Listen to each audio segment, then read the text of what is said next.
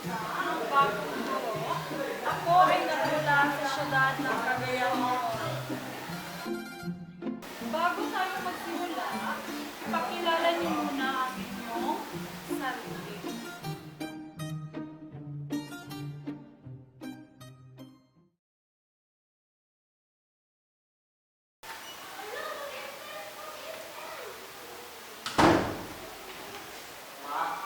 Ma, asan ka? Nandito ako sa banyo, anak. Mamaya na yan, ma. Tutulungan na lang kita pagkatapos natin kumain. Ay, teka. May pagkain pa ba sa mesa, ma? Oo. Umutang na lang muna doon kay Julina. Babayaran ko mamaya. Guys, uutang na naman.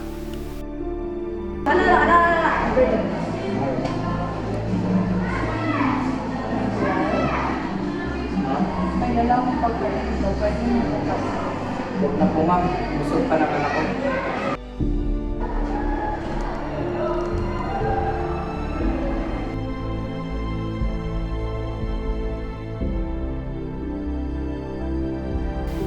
Miguel, pwede ba tayong mag-usap?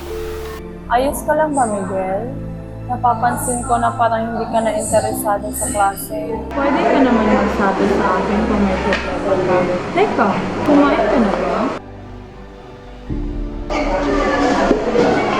O ito, kumain ka na, Miguel. Maraming salamat po, ma'am.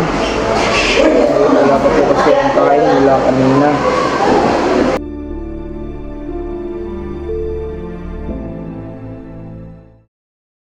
Ang bait pala ni Ma'am Liza. Siya lang ang guro na ganun sa akin. Sa isang mundo kung saan ang mga pangarap ay tila bituin sa kalangitan, si Ma'am Liza ang guro na nagbibigay ng liwanag tulad ng alon na bumabalik sa dalampasigan. Tinatanggal niya ang hadlang sa edukasyon at nagdadala ng kaalaman at inspirasyon sa kanyang mga estudyante. Ang saya sa kanyang puso ay tila maliwanag na araw dahil sa mga naging resulta ng pagiging mataas ang pagtingin sa edukasyon at mga bata.